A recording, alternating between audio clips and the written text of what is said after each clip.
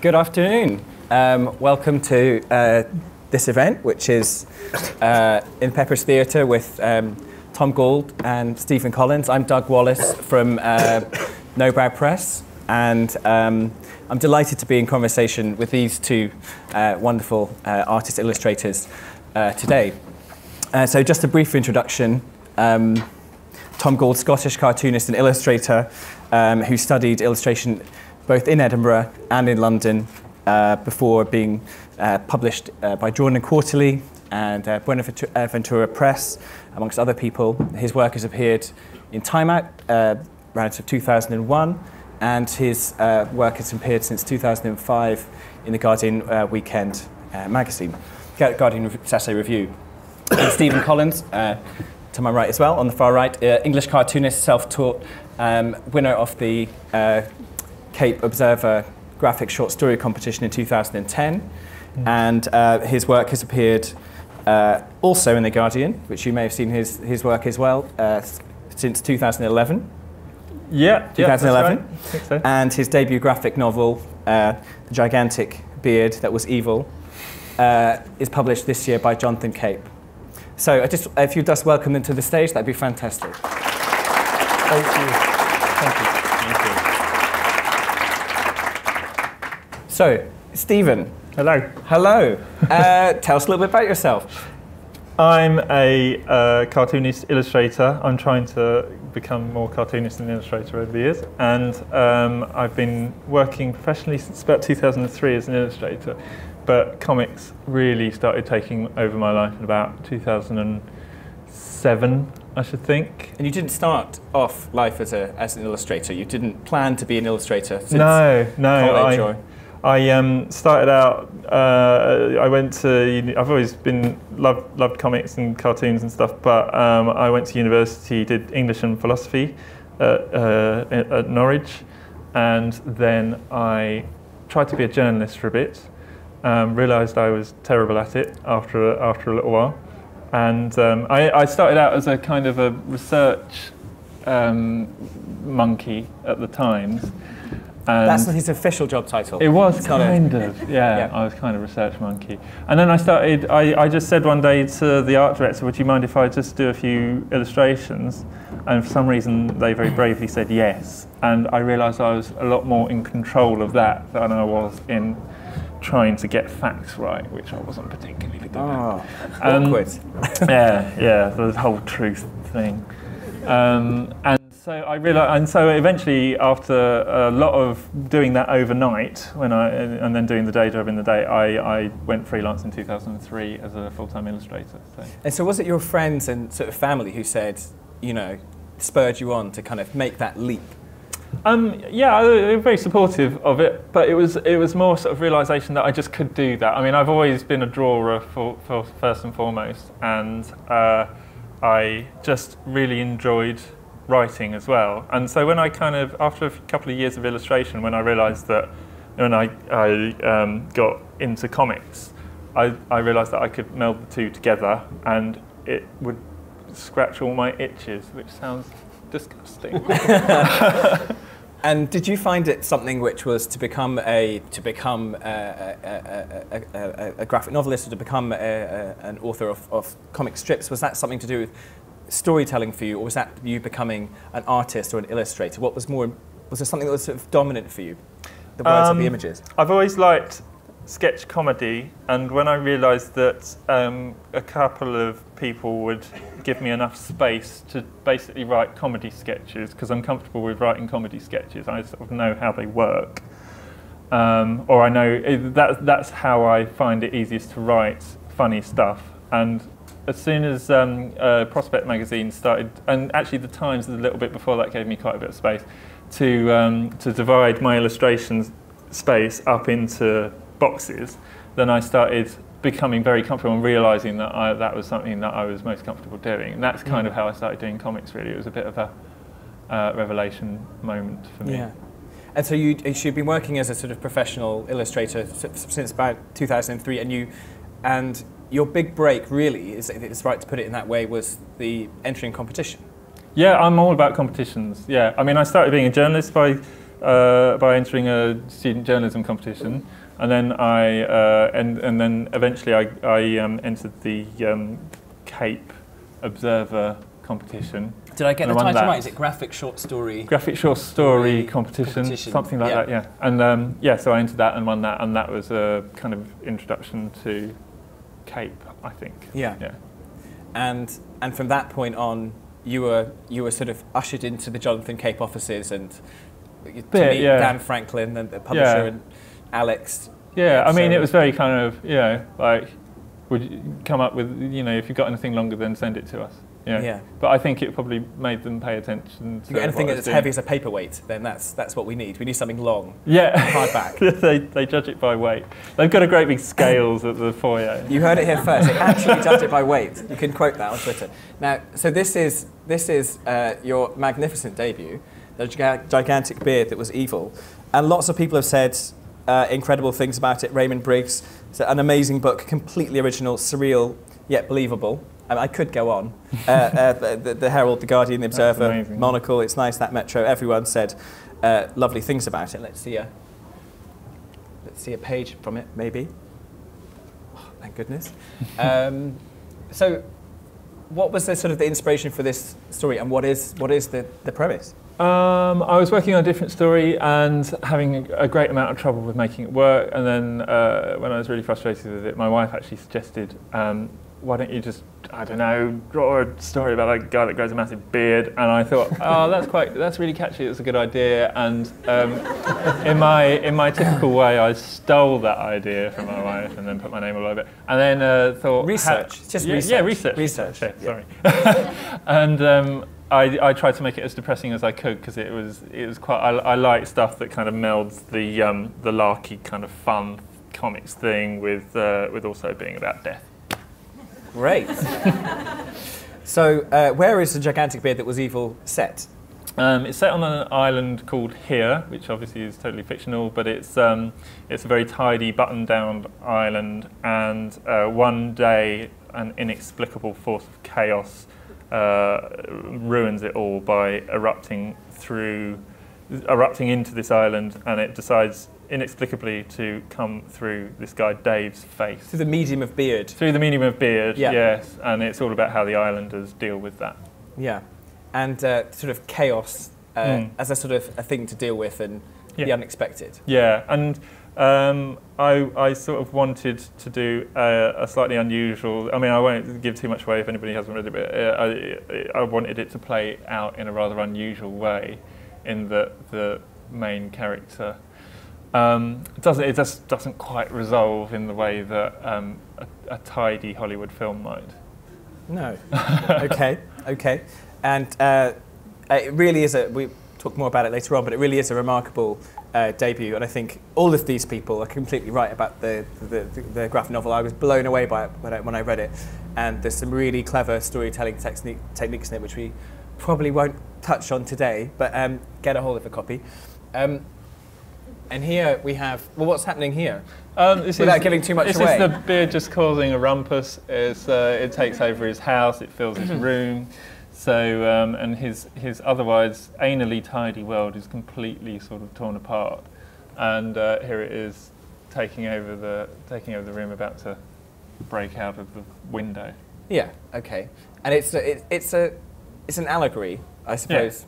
Yeah, I guess, in the widest possible sense. Okay.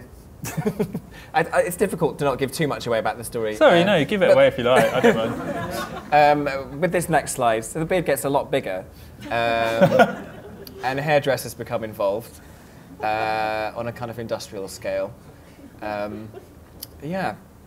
It's kind of about the sort of untidiness of stories, and how, I mean, if there's one thing that the book is about, I think it's about framing, and how we kind of frame reality and frame the world and try and tidy up our experience and our lives into a kind of tidy. And that, I thought, as an idea, kind of lended itself really well to comics and comic storytelling, because what you're doing is framing the world very tidily. Yeah.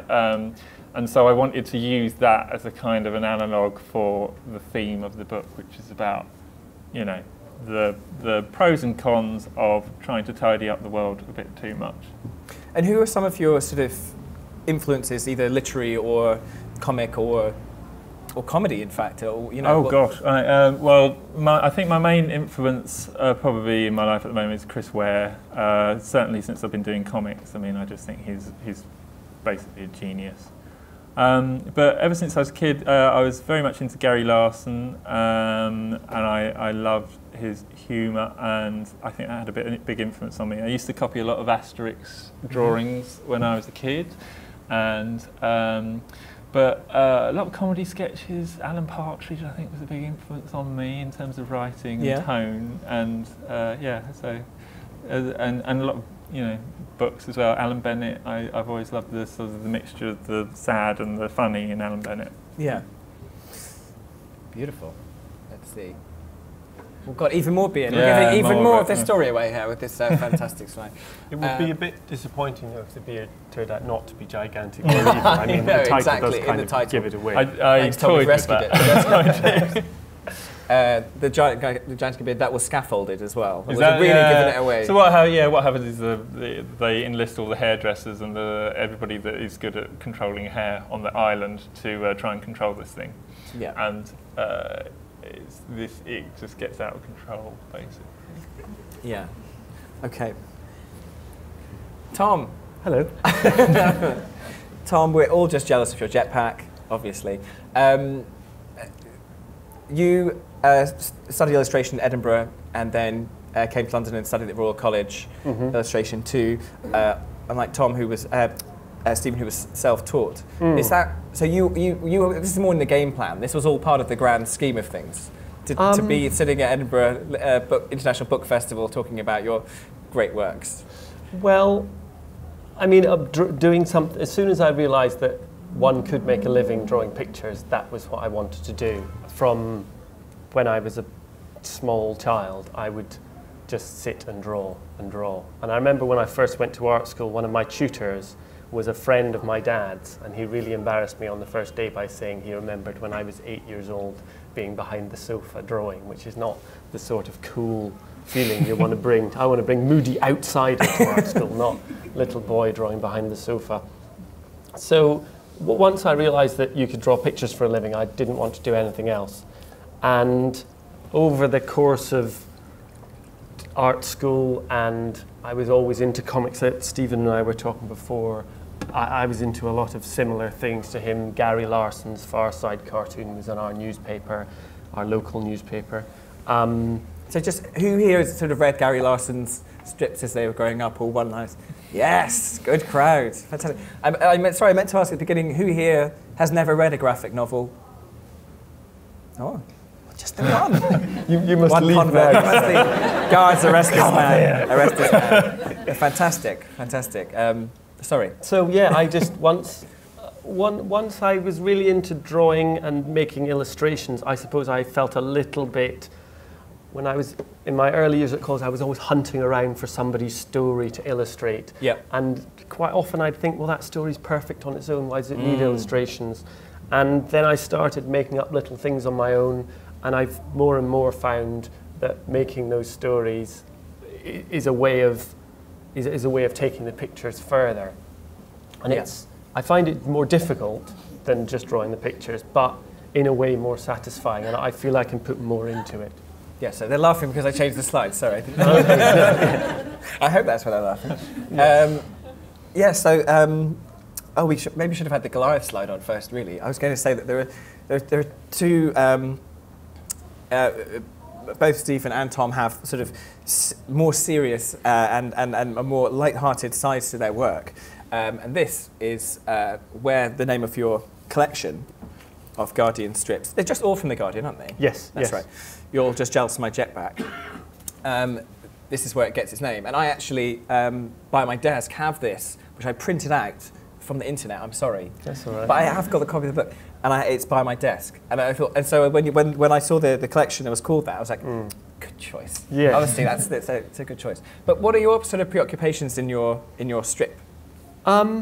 Well, the strip I do appears in The Guardian every Saturday in the review section, which is all about arts and literature, and, well, mainly about books, but also about all other art forms. And when I when I started doing this strip about, what did I say, 8 years ago, it was very much an illustration for one of the letters. And over the first year, I managed to wrangle it round to, I'd do a cartoon vaguely related to one of the letters. So I kind of turned this thing from an illustration into a cartoon. And so it still has quite a small space.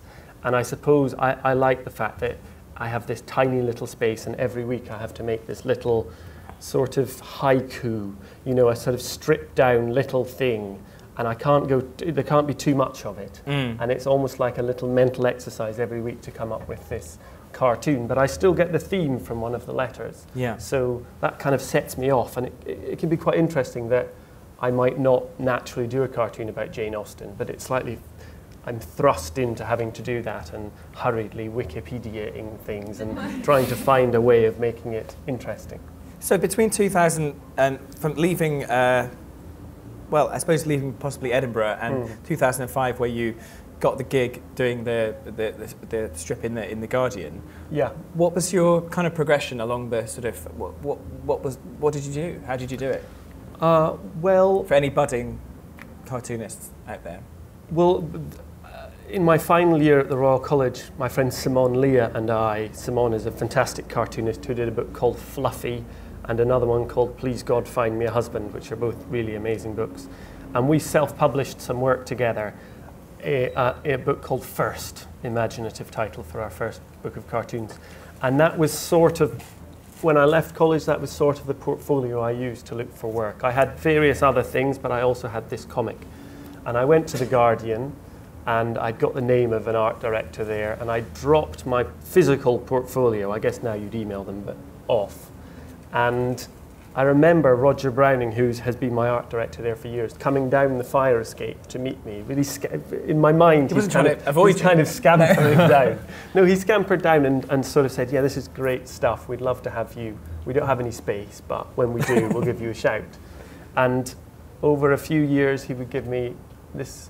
Yeah, I suppose I had about 4 years of bits and bobs from them. Yeah. And then they gave me this space to do what I wanted with every week. Yeah. And he's, you know, that, and I suppose I've had these two paths, one through more of the illustration work and one through self-publishing, which Simon and I continued doing.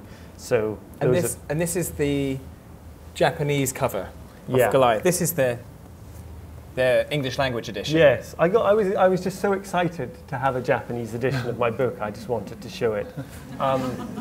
Why not? And but it's not very practical, is it? But it's very similar. There it is. So yes, I was self-publishing things, and I was doing weekly comic strips, and I had this urge to make this was in Time Out at this point. I was doing I did do a weekly strip in Time Out, which somebody wrote into Time Out to say it was the worst comic strip since Vera the Visible Lesbian, which I've never heard of. But I thought that was a certain accolade in a sense. But anyway, despite I did that for a year, and it was quite early in my career, and I quite like it, but it was more of a learning experience. Yeah. And I had this urge to make a book. I was writing shorter pieces, doing illustrations, but I wanted to make something which could sit on a shelf and feel, because I love comics, that's why I wanted to do it, not because I felt I had something to say, but just because I loved seeing other people's comics and I wanted to make one. So the difficulty was finding a story which I felt was worth telling. Yeah. And I spent quite a long time scratching my head and writing to my publisher. Drawn and Quarterly were really nice. This is interesting because I heard you speak in oh God, I'm going to forget now. Was it Washington or Toronto, somewhere? And you were saying the whole process. If you would go to a bookshop, or you go to Gosh maybe, a comic shop in London, and try and think who could publish your book, and at the time there weren't any British publishers who. Yeah, well, this was I suppose about 10 years ago. It felt like there was a lot less scope to have your work published in Britain. There was Jonathan Cape. Yep. And there were a few other options, but it seemed to me at that time the most interesting stuff was happening in North America. Yeah. So I wrote to Drawn and Quarterly, who were based in Canada, and published to America because they published lots of artists I liked. And they said, yes, do us a book. And it kind of got stuck like that for about 2 years of me writing every 6 months and saying, I'm sorry, still haven't written you a book. Yeah, but it's great that there was a fantastic publisher like Jordan Quarterly. Yes, yeah, and they were really fun. They were saying, take your time, do it. It's better, it's better you take your time. And then I had this idea. I did a comic strip about Noah and a 4-page short comic strip, and I really enjoyed playing with a Bible story. Yeah. And then I thought, well, what other Bible stories are good? And when I looked at Goliath, I realised I could work with that. Yeah. So we have a page from Goliath here, and I think we have another after this. But tell us a bit about your telling. Well, I didn't want to contradict what was in the Bible, but I wanted to keep those facts as they were, but look at it from Goliath's point of view, and maybe say, in a way, everything is about point of view. So I changed him from this fearsome giant into a man who really just wants to do admin and keep his head down and have a quiet life. But because he is a giant, the story is how we get to that ending, which we all know, of him being killed by David. So I should have said spoiler alert before I said that. I assume most people know that. So it was fun filling in those gaps and playing with that story that I assume most people know.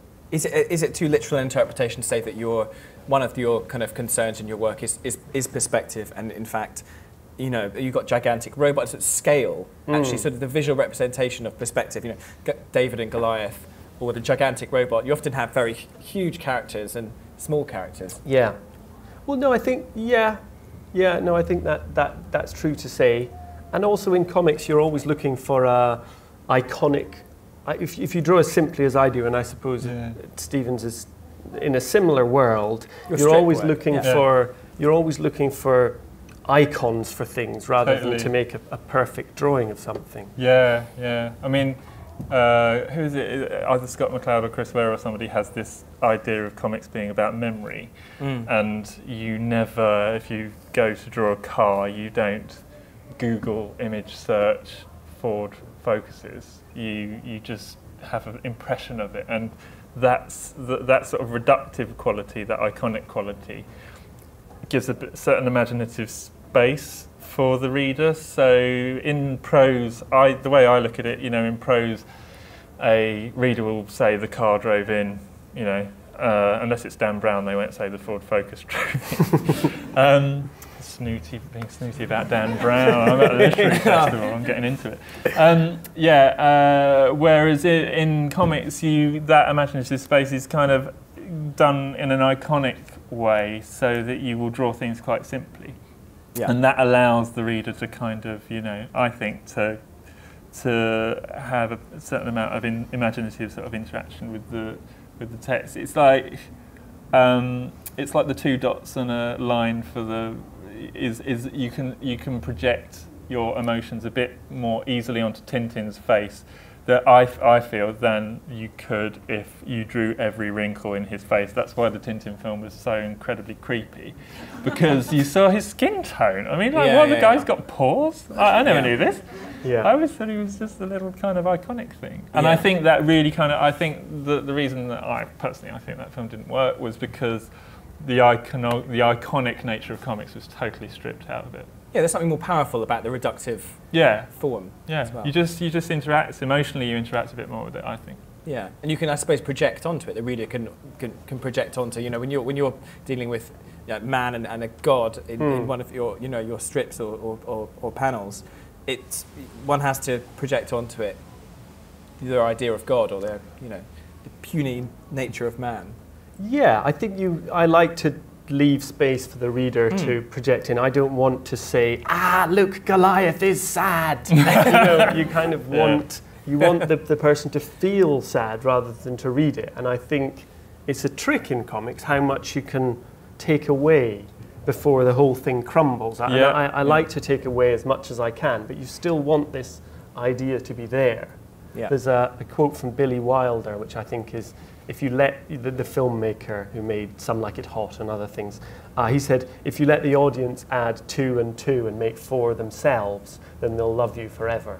So I always want to be loved forever by the audience. So I try and make little stepping stones that lead to the story, but without leading people Yeah. every step. And that kind of goes for the writing and for the drawing. Yeah, fantastic. So, we're going to It talk... is an interesting slide. This is an interesting slide. It's time for the laser pointer, maybe. Would you like the laser pointer? No, don't worry. No, okay. there's no kind of real detail. Are we going to talk about process? Yes, now? we thought we'd kind of raise the skirt and show the petticoats of the cartooning process a little bit. Raise the kilt. Raise the kilt, Sure. exactly. Yeah. A stiff breeze, and here we go. So, Stephen, this is yours. Yeah, well, for the people that are doing an audio podcast of this, you're missing a really exciting slide because this is a grab of a Word document. And this is me kind of basically, like some people, I think you sketchbook things quite a lot, don't you? You have these really beautiful sketchbook pages. And I really like artist sketchbooks, but my own are really boring. And I think in terms of writing things first. So I do write things first, and I divide it in the plot into scenes. I'm very anal about it like that. And what I've got here is just, you know, So these are double-page spreads, are they? Yeah, so each of these segments here is a double-page spread because I kind of think of the unit of a comic being like the spread. You know, you turn the page and your eye is going to kind of roam around the double page, basically. And so that's the kind of artwork, and everything other than that is kind of part of it. And then, so you see the double-page spread, and that is the... I kind of feel like I need to know what's going to happen over that double page spread, and and this is me just working out what's happening on each spread basically, And how each spread ends, and to divide up the time. What we have there on page 31, 2 weeks previously, spread 31. So, so when the reader turns over there, they have to kind of mentally be in a different place. Yeah, or you can have a narrator harking back and that sort of thing. So it's just me knowing exactly what's going to happen. This is actually a few weeks ago I did this, and it's a lot less complicated than this now. And then after that I'll take each segment and actually script it so I know what people are going to say. And that it does take the spontaneity out of it a little bit, but then once I've got it scripted, then I can start having fun with the design of the page and what's going to happen visually. And this isn't actually the script for Gigantic Beard. This is my new one, but it's very, very early days. Yeah. I reckon I'm good 3 years off. Yeah, it's glacially slow comics. So this is what I'm working on now, and it's really fun. I'm at that fun stage where in my head it's all going to be brilliant and amazing before it all goes wrong. So this is the kind of the thumbnail, the rough layout. Yeah. So once I scripted it, then I'll do a rough, and I do a rough on a computer because Photoshop allows you to move frames around and without getting too technical about it, but make sure that your lettering is all the right size and all that sort of thing. And it just allows you to be very creative with your design. Here I'm. So I'm just designing it and just drawing it very roughly, and then after that I will print it out and stick it on a light box and trace it. In the Gigantic Beard, I traced it in pencil, and that was excruciatingly slow. This is really dark. It makes me kind of look like some sort of murderer that works in a hovel. Yeah, that's my light box. Beautiful light box built by my dad. This is the natural habitat of the cartoonist, really, isn't it? Yeah. I mean, you don't want to be in there. You know, it's kind of dusty and gross. Yeah, so that's what I do. I trace things, and I try and end up with an original artwork these days because, I mean, I don't get time really on The Guardian to always end up with an original artwork, but I just find it much more satisfying to have a coloured, inked, actual piece of paper that I can point to and say, that's what I've done today. And do you find it also stops you getting completely obsessive about fixing things, yes, which you kind of can on the computer, whereas with making something within the real physical world, you can't zoom in and fix that and move this a tiny bit. It kind of puts a stop on things. It does. It kind of... I realised I drew digitally for many years when I was first an illustrator because I was self-taught. I was just muddling along trying to work out how to do it. So I drew using a pen tablet into Photoshop for a few years, and then I just realised it's all looking so lifeless, you know. So and I wasn't having anything. I had a hard drive. I have a hard drive to show for about 5 years of work, and it's just depressing. Yeah. You want a pile of paper? Yeah, now I've got a filing cabinet, and it's got like it's made of metal, and it's got these drawings inside it, and there is. I mean, it sounds terribly money grabbing, but I can sell them. You can sell originals or exhibit them, and it's much nicer. And there's something a bit dead about an exhibition of prints somehow. You know? And the actual artifact, I actually bought one of Tom's cartoons, or rather my wife bought one of Tom's cartoons. I'm a big fan of Tom's. Tom is actually quite a big influence on me. I'm a big fan. But I was very influenced by Tom's work, and my wife bought me one of Tom's cartoons for Christmas, last Christmas. Was it last Christmas? Yeah, I think it was. And it's really nice to have the artifacts and see the Tipex and the little kind of, just have the actual thing. You've been outed as using Tipex there. Yes. Yeah, sorry. Man. No, Tipex is the lifeblood of cartooning, really. We bleed white. Oh, and then there's the... Oh, that's the finished... That's the finished page, sorry. Inked page. Inked page. Yeah. So look out for that in a few years. Yeah. And this is you, Tom, isn't it? Yeah. Well, it's quite interesting that I think that Stephen and I our work isn't a million miles apart in both our graphic novels and our weekly cartoons for The Guardian. But it seems like we've both come at it from quite different ways. And I think maybe your journalism and going to university has taken you one way, and my art school, we've kind of come at it from different ends. Yeah. So actually my process isn't going to be that different from Stephen's, but I suppose it's probably weighted more towards the pictures in a way. And this is how all my work starts, whether it's weekly cartoons, illustrations for somebody, or for somebody else's text, or my graphic novels. It all starts in my sketchbook. And I think one of the reasons for that is, we're talking about computers and things, is I think once I start, and I do use the computer to colour my work and to design the work and to lay things out, but I feel like once it's in the computer, it's on this kind of treadmill to being finished. And I try and, at least at the early stages, stay away from that and try and keep it in my sketchbook where it's more nebulous, and I can play around with the idea more before it starts being pinned down. So I'll just sit and doodle, and that's where the idea comes. And sometimes people say, does the idea come first, or does the picture come first, or the text? And for me, they kind of come as an idea, which is neither of those things. And then I have to pin them down somehow. And the good thing about the sketchbook is I can pin them down as both words and pictures. And quite often my first thing will be a little drawing with a speech bubble. So the words and pictures for me are always intertwined, and I try and keep them that way as much as I can. But this is my process for when I made Goliath. And with Goliath, one thing I suppose you were hinting at was that it's much more difficult to edit a comic than it is to edit a piece of text. So I tried to pin down. By this stage, I already had a lot of the visual ideas drawn in my sketchbook and things, but I wanted to pin down the story using the dialogue. So I wrote a lot of dialogue, quite a lot of it when I was in jury duty, actually. I had 2 weeks on a couple of cases, and there was a lot of sitting around, and I had my notebook and would be, whenever I wasn't in court, I'd be scribbling away on writing Goliath. So I wrote loads of scenes, and it's interesting, Steve, talking about sketch comedy, because I suppose I have, everything I've seen up till now has probably influenced me in some way, but I did a lot of the Alan Partridge or the various Armando Iannucci produced comedy programs of the 90s probably had an influence on me. And so it was interesting writing these dialogues, which I just wrote. I had the characters for Goliath, and I just sort of wrote dialogue for them, lots and lots of it. And as you can see, quite a lot of it's crossed out and scored out. Yeah. So I kind of pinned things down in one book, but I also had another book where I was working out page layouts and doodling and writing more climbing. I don't think there's a lot of climbing in Goliath. I must have decided maybe there was none, and now there's a little.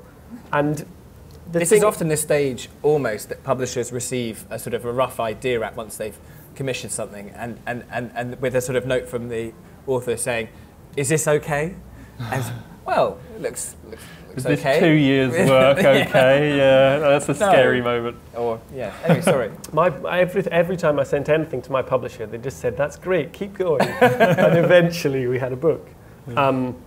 So yeah, that's just me trying to work things out and thinking about, I think one of the things I loved doing when I was a kid was playing with Lego.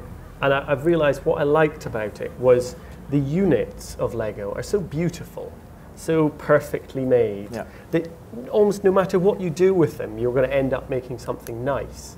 And I've realized that in comics, that's what I'm trying to do, is make these little units, like the little tent or Goliath, and just recombine those throughout the story to make this interesting finished thing. And I try not to be too flamboyant or virtuoso with my drawing. I want things to be quite simple, but I want that simplicity to be attractive. Do you redraw and redraw? As the Art Spiegelman sort of deliberately drew and redrew to sort of get a rougher sort of look when he was doing Mouse. You know, that's not, you just draw, because you've got intricate sort of slightly squiggly lines, deliberately so. Well, I will. I use the light box a lot, like Stephen does, to trace things. So I kind of get really anal about Goliath's head must always be this same shape and this same size. But and then I'll work on pencil versions, which are quite finished. But that one was probably more finished than it needed to be. But I wanted to make the whole book in pencil and send it to my publisher, because I was a bit paranoid they were just going to say, actually, thanks for trying, Tom, but let's not. Let's just it's that this. Goliath story. Oh, we know. Yeah, we don't like it. So I sent the whole thing drawn in pencil, and then I tweaked it a little, but then I trace off those pencils in ink and add the little scratchy lines. And I suppose, a bit like Stephen was saying about his originals, making original drawings, is I want it to be simple and iconic, but I also want it to have some human warmth and not to feel like it was made by a computer. So that thing of drawing it by hand and just the little wobble that a human makes kind of helps, I think, helps you feel more for the characters. Yeah. And also the cross-hatching that I do kind of, I hope, has a natural woodish feel, and maybe you can feel the time that I've put into that. And in some hippie-ish magical way, that kind of comes back out when you read it. But I'm not sure about that. The handmade feel. Yeah, I think people pick up on that. Yeah, exactly. Imagine if, and also, I mean, sort of the hand lettering as well, which you both do. I mean, imagine if novelists had to hand letter their final manuscript. It'd be unbearable. It'd be unbearable. Anyway, all in block. It gives a sort of humanity to it, certainly. I think readers, anybody nowadays is very, very, whether they realise it or not, very attuned to computer-made imagery and how something can be perfect. And I do think that people naturally respond to something handmade. Yeah, definitely. I'm wondering if this is going to be a good idea. We're just going to talk now, whilst you occasionally laugh, or maybe don't, as we go through these slides. So we're going to talk a bit more about the kind of the strip element of both Stephen and Tom's work. So, Stephen, what's your strip about, or what are your strips generally about? Oh God, I don't know. Every week I have a massive panic about what it's about.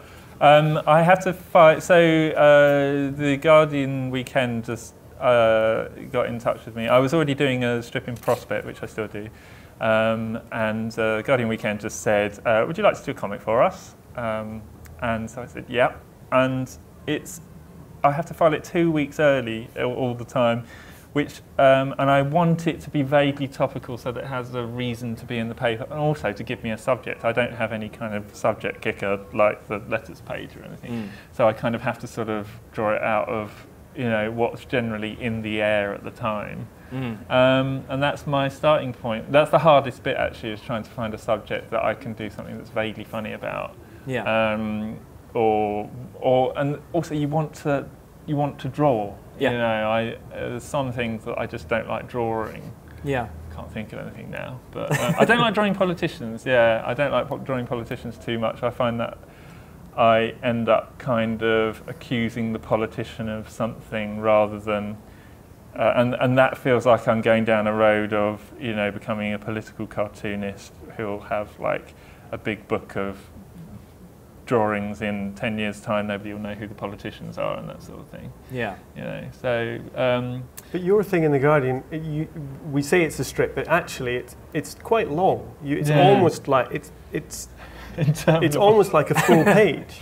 Really. Yeah, it's a full width of a page, and that has its problems. I mean, in a way, it's kind of like I'm allowed to have people chatting for longer on my one, perhaps than you have space for. I don't know. It's like kind of I can have them kind of like I can have like pause frames and waffly frames and all that sort of thing, and that's great for me. I like I say, like my idea originally in about 2007 was it would be great to write comedy sketches in newspapers and come at kind of issues from a kind of rather tangential kind of comedy sketch angle, and have space to do that. And I'm really lucky that my editor has given me space to do that nowadays, so it's good. Yeah, and Tom, your strip, what are your kind of your preoccupations really in that? I know we've talked about it earlier on, but No, well, yeah.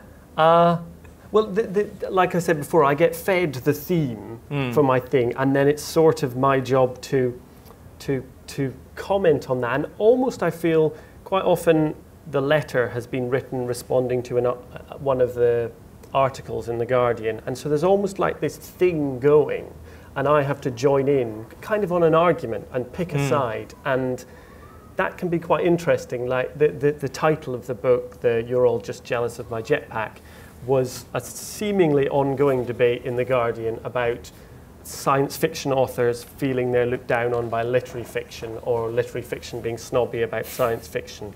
And I've done about 4 different cartoons for The Guardian about this theme. And it's fun for me thinking, in the end I just want to make everyone look like a fool.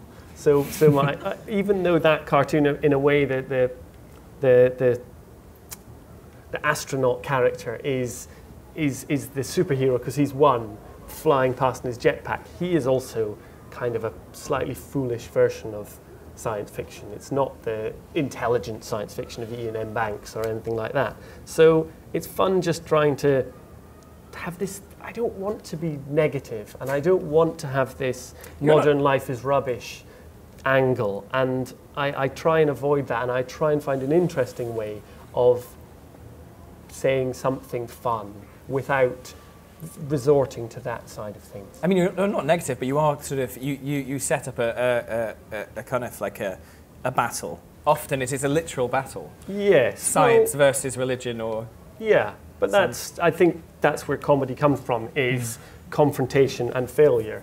And those are funny, and people getting along and happy endings aren't funny.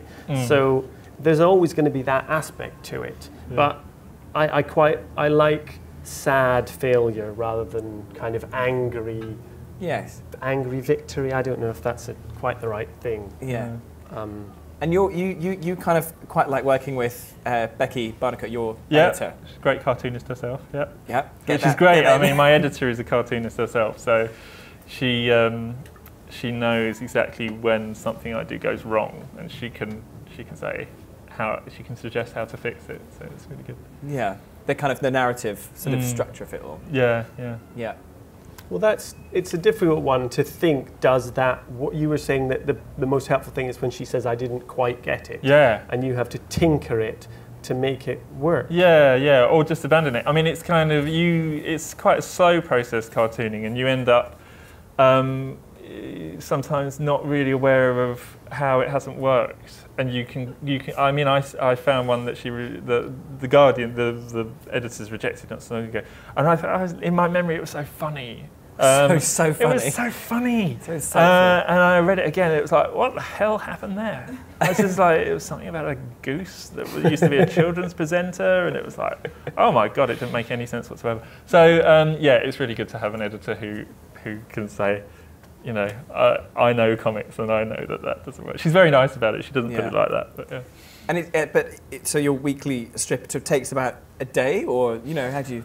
inspiration strikes and you just furiously go at it? No, nothing so dramatic. It's kind of I sort of burrow away at trying to come up with an idea for a while, and I get a bit stressed about it, and then I finally come up with it about a few hours before I have to, or after I have to, and then I will. It usually takes about an afternoon to actually produce the drawing, which is it takes quite a while, but it's satisfying by the end of it to have the drawing in the end. And what's the difference for you both, really, between working in this short serial form of the strip, and then working in a kind of longer form of the graphic novel, as it's kind of popularly known now, of Goliath or Gigantic Beard?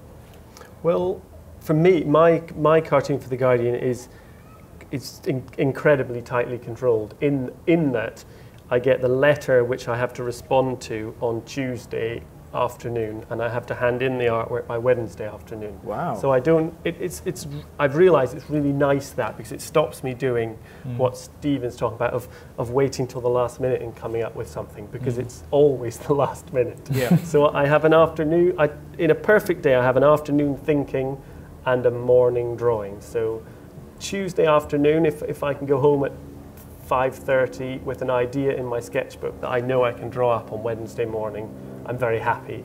If I go home and put my kids to bed and then I'm up late at night still scribbling in my sketchbook, then that's a bad week. But the other thing about that sort of deadline I find is you just have to, in the end, go with your least bad idea. Yeah, absolutely.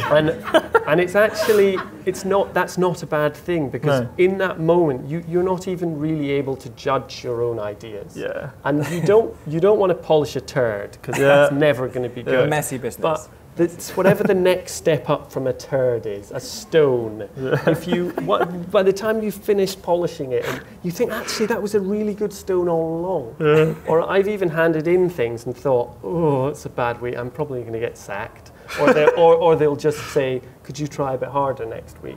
Yeah. And then someone at The Guardian writes back and says, that's brilliant, I love it, which they very rarely say. And then I look and think, well, actually, maybe they were right Always after all. The ones that I am least pleased with. People go, oh, I love it, oh, that was great. And it's like, really? And I have to sort of stop myself doing a Gerald Ratner and going, actually, it was crap. Yeah. But it's nice that you always have something to respond to.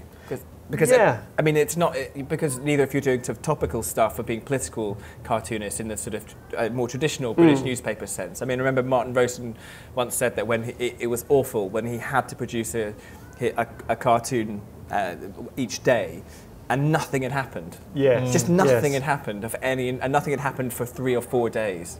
And it was, but you always get a letter. Well, sometimes I get a letter with the email will say, I'm sorry, this is all we've got. And it'll be a really specific letter about some aspect of Wittgenstein. Please, on a bank holiday, write into The Guardian, because no one ever writes in on bank holidays. You'll almost certainly get your letter in. But actually, I quite often find making a cartoon... I think you're saying you often write in. I've really thought about it. Thinking about the juxtaposition with science and, And I actually find making a cartoon about some boring aspect of Wittgenstein is actually easier than the week when they say, we've got a wacky letter for you, Tom. Here comes the fun. It's no fun working with something that's already interest. It's kind of, for me, the fun is I've got the serious side and I'm doing the fun, I'm adding the silliness to it. Like, for example, in this instance. Yeah. Yes. Well, I had to do a cartoon about the Brontë sisters, and I just thought about the Mario brothers, and it's quite subtle because I don't actually mention the Mario brothers. It is subtle, Tom. It is. But the other fun thing about making these cartoons is I like to have I want it all to be sort of right in a funny way. So if you're playing Charlotte and it's 1847, then you have only written one novel. And there's some reason why 5285 is the score, which I can't even remember. And I like the fact that perhaps somewhere there's some Brontë scholar who got that in. They probably didn't, but it sort of satisfies me in a funny way. I love the way you got the hair right as well. That is actually that. Did you look at the painting of them to get the hair right? I think I did. Yeah. There is that kind of clarity as the essence of comedy, and I think if it isn't right, it's not good. If you need to get things in a silly way, right enough to work. Yeah. I mean, you say you're a real stickler for the kind of accuracy, but I mean, was the one where you have the penguins and it's sort of Martin Amis as a penguin, and you say, spot the 5 things that are wrong. Yes. And you're like, Martin Amis isn't a penguin. It's like, well, I mean, all right, you know, if we're going on that level, then that was the strange one. Messing with people's heads. I think Martin Amis had written in a really anal letter to the Guardian about something, so I was kind of slightly making fun of him for being so pedantic by turning him into a penguin. He's not here, is he? And he is here today. Hello, Martin. But that was because you asked about graphic novels and comics, which I didn't answer. But Stephen, what? Sorry, what was the question? What joys or pleasures, or what do you find different between the sort of the short serial form of the newspaper, your newspaper work, and the long, dark hours and days and weeks of producing a graphic novel? Much delayed sense of satisfaction at having finished it, obviously. And just structure. I mean, when I do my strip, I've got the joke, and by the end of it, you know when it's succeeded. With a longer story, you don't have a kind of a gag, and jokes are stories, but a longer story has to be a lot more kind of maybe open-ended, a bit more, you know, subtle. Although I did do it about a massive beard ruining everything. So it's a different beast, certainly, but on a much larger scale. But when you break it down, it is just state of setup, order. Something happens. How has the world changed, and how do people cope with that change by the end of it? And that's kind of the structure of a joke in a way. All stories, if you reduce them down, I'm really generalising here, probably have something like that structure. Yeah. Oh, and people always have a go at Eddie Izzard. Other comedians, don't they? They say that Eddie Izzard pretends it's all off the cuff, but actually he's meticulously planned his jokes arc and plan, you know. Yeah. And I think that's the trick. I'd love to be one of these cartoonists like Chris Ware, who just sits down with their own kind of brain and starts building a story almost from design. And one day maybe I'll start working like that. That would be lovely. But at the moment, I'm very much kind of, you know, get the story sorted and spend 2 years kind of trying to make it look spontaneous.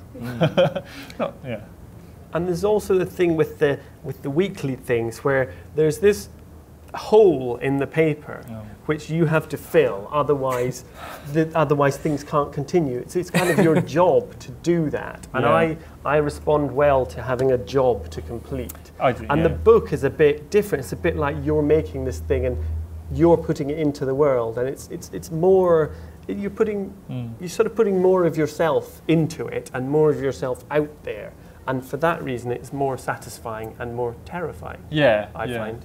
I feel like you are without sort of making it sound like boring and administrative. You are ticking a box when you do a newspaper cartoon, because you've got to go in there and you've got to kind of do this job. Whereas you're making the box to tick when you do a longer story. Yeah. I think I'm going to open up to the audience if anyone has any questions. Put your hand up. We've got a microphone at the back. Please. Graphic novelist extraordinaire Emma Vicelli. Thanks, Doug. I'm really fascinated by the fact that both of you, your work, when we see it on the page, it looks so sort of organic and like vibrant, and then both of your workings are so meticulously neat. And I know, well, my life, I'm chaotic. My life's chaotic. But do you find that outside of drawing work, are your lives generally quite? Are you very organised? You seem very organised. Am I organised? My wife's here. She can probably vouch for the fact I'm definitely not organised. No, I have a very chaotic life. Probably compensating. Yeah, no, I'm late for everything. My studio's a total mess. No. I think I like things to be, neat. I'm not neat. I'm not neat. But I do like to think things through before I do them, and I'm always early for the train, or I was early here. there is something there, and comics I guess are a way of controlling the madness, or any art is a way of controlling the madness of the world. Putting things in boxes. Yeah, exactly. And I have an anal side, which sounds like a physical, horrible description. We all do. We all have an anal side. Let's not get there. But no, I do definitely. I suspect probably my comics are that whole thing. You know, it's kind of because you do get to control your own little world. You are world creating. Like you sit down with a story, and you have to work out. You know, what are these characters wearing? Where are the windows? Where's the light coming from? And all that sort of thing. And there is a control freakery to it, certainly, especially if you're the artist, writer, you know, continuity expert. You must find that as well. Yeah. Time for one last question. Our non-graphic novel. I didn't actually expect to be the only one to put my hand up. Nonetheless, in an attempt to recover myself, I do very much like illustrated cartoons. My favourite being Calvin and Hobbes, any comic? Calvin and Hobbes. Calvin and Hobbes. No, I've never really been wildly into Calvin and Hobbes. People always say, "Oh, you should really read Calvin and Hobbes," and somebody bought me a collection of it. I mean, it's beautiful, and it's obviously a very nicely created world, and it's a great idea and that sort of thing. But no, I never sat down properly with Calvin and Hobbes. It's my failing rather than Calvin and Hobbes'. It looks great. Yeah, I really enjoyed it, especially I suppose when it was still being created. I really enjoyed it, and I am slightly in awe of that. Calvin and Hobbes, Peanuts, these continuing stories, and I'd really like to be able to do that, but I've never found a way to take that leap of setting some characters off on a story and having it open, rather than what we're talking about of planning things, and that's something I'd like to do. Yeah. Okay, so just before there we are. That was good timing. The inspirational slide to end on. Thanks, Tom. Sorry. Two things. Saturday at 5 p.m. It is the announcement of the inaugural 9th Art Award here in the main theatre, which Stephen's graphic novel is one of the shortlisted books. And right now, we're going to go to the main bookshop where both Tom and Stephen will be signing and dedicating, I believe, copies of their books. But kind of a huge round of applause, please, for Tom Gauld and Stephen Collins. Thank you.